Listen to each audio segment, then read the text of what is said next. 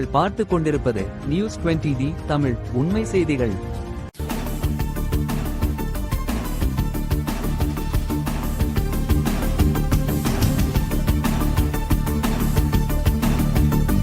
வணக்கம்.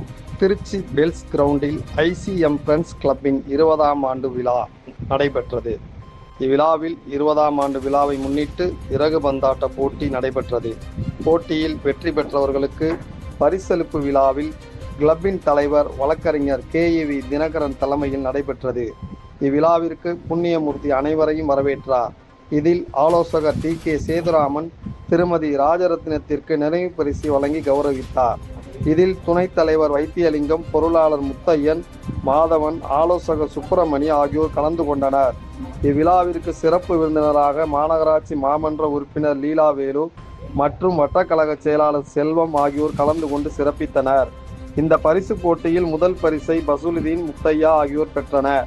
இரண்டாவது பரிசு மைக்கேல் சகாயராஜ், சேதுராமன் இணை பெற்றது. மூன்றாவது பரிசை சகாயராஜ் ராஜேந்திரன், புண்ணியமூர்த்தி பிரிட்டோ ஆகியோர் பெற்றனர்.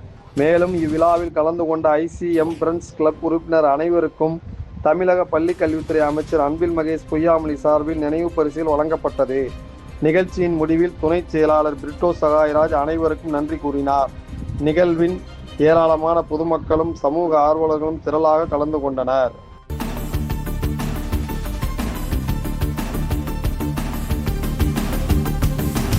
நியூஸ் 20D தமிழ் செய்திகளுக்காக திருச்சி செய்தியாளர் பஷீர். உண்மை செய்திகளை உடனுக்குடன் தெரிந்து கொள்ள நியூஸ் 20D தமிழ் செய்திகளை சப்ஸ்கிரைப் செய்யவும்.